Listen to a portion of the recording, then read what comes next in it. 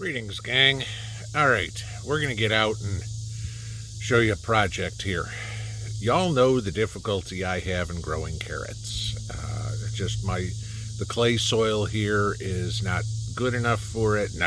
Clay soil sucks for carrots. And then I just haven't had enough compost built into my gardens to give me that good 12 inches, 14 inches in depth that I want to grow some good carrots.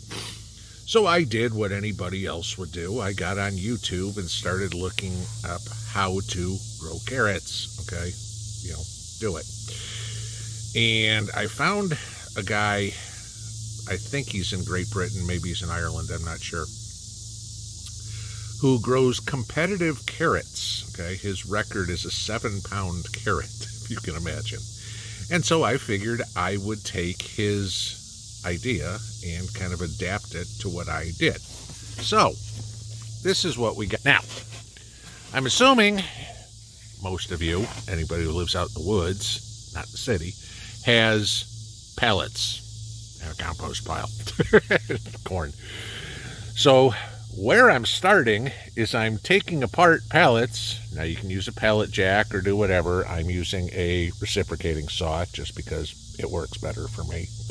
And nothing like having my EcoFlow generator out here because it drags the power out with me, and considering I'm 200 feet from the house, I don't have to drag the extension cords.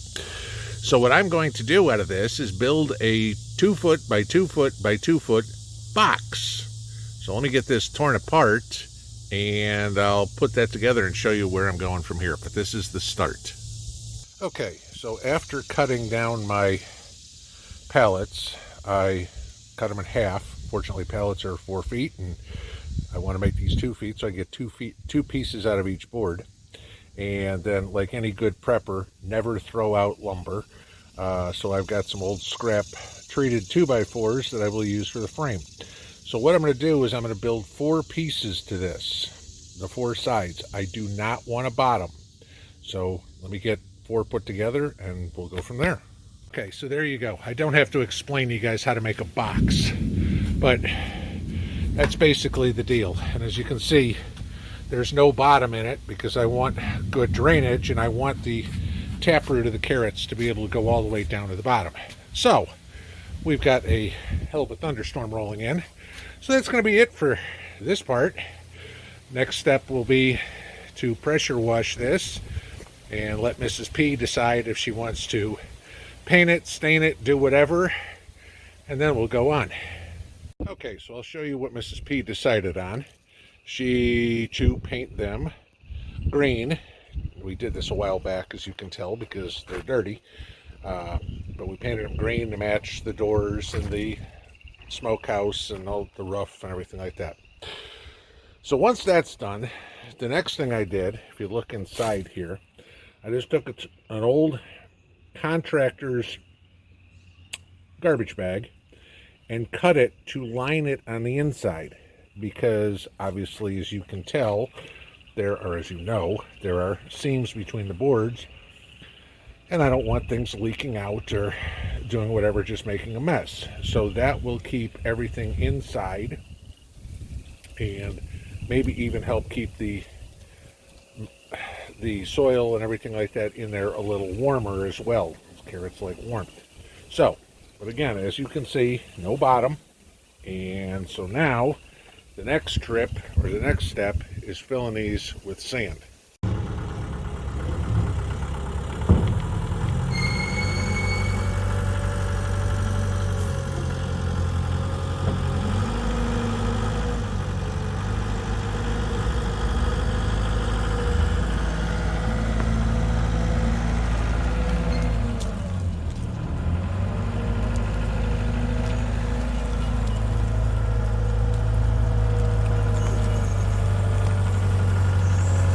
Alright guys, so I think this is the longest video I've ever made because it's now near the end of February and I'm still working on this project. But we got the box. Mrs. P decided to go with green. We lined them with plastic. I think I told you guys about that. It's been so long. And now I've filled them with sand. Now you want to get coarse sand, so I've got masonry sand in here as coarse as I can find around here. If you guys decide to do this, just a heads up, each 2x2x2 box takes about 650 pounds of sand. So now my next step is let Mother Nature do her thing, and this sand has got to compact, so I need some rain. That's a problem. And then we will go on to the next step. All right, so I'm back in the continuation of the longest video ever made. At least by me. So, all right, it's now been a week or so with all this rain we had. My sand has had plenty of time to get wet, compact, do whatever. So what I'm going to do next is I'm going to take a piece of PVC pipe. Okay, this is 3-inch PVC, to give you an idea. I'm going to try to do this as best I can. But what I'm going to do is I'm going to core the sand. So I'm going to put that in there. I'm going to push down, and I'm going to try to take out a hole of sand. So, because it's only me right now, let me do that, and I'll show you what All right, so after running my pipe down into there, I get a hole. And mine goes down, probably about 16 inches deep or whatever it is. I'm not looking to grow 7-pound carrots. So that's going to be fine. Most carrots that you get in the States, maybe if you get a 10 to 12-inch carrot, you're doing good. All right, so I'm good with that. So next thing I want to do is I want to fill that hole with some good quality soil. So what I've got here is potting mix. Very light, nothing in the way. But I need to fertilize that as well. Now, if you guys recognize this stuff, that is my homemade 10-10-10 or thereabouts.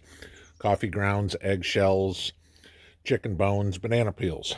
So I'm going to put 5-gallon bucket, probably about a third of this quart jar in there. All right. And then I am going to mix this all in, and then I will put it in the hole.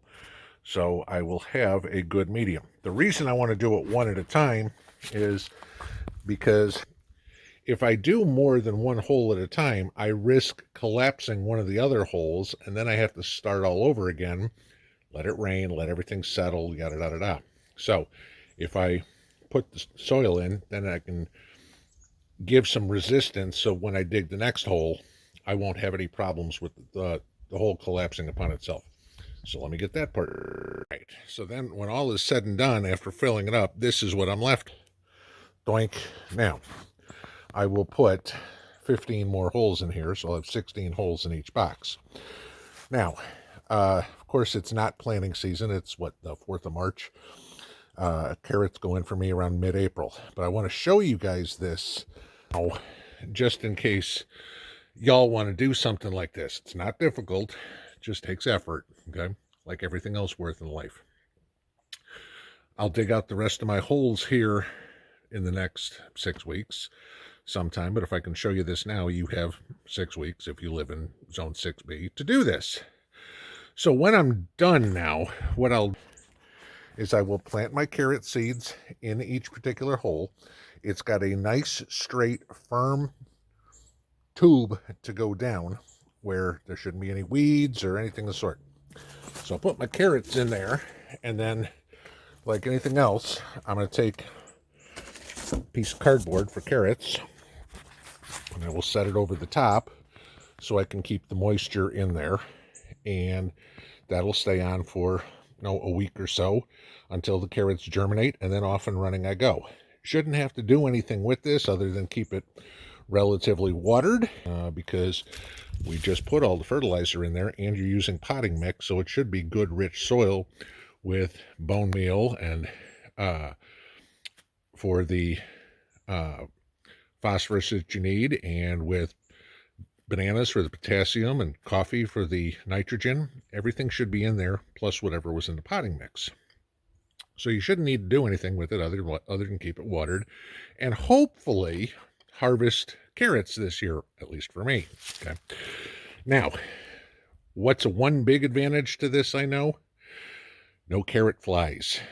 If you guys have ever had carrot fly, those little holes that you get at the top, that's carrot fly. And what carrot flies do is they fly only about 6 inches off the ground, okay, and lower. This is 2 feet up. No carrot fly problems. And shouldn't have any problems with rabbits or squirrels or moles or voles or anything else digging it up, unless they want to come all the way through underneath, which is possible, but chances are they're not going to dig up through a bunch of sand. So there is, finally, after what took basically 6 months to create this video, there is the 2023 attempt at me growing carrots. God knows I hope this works. Have a good one, guys. Pinball out.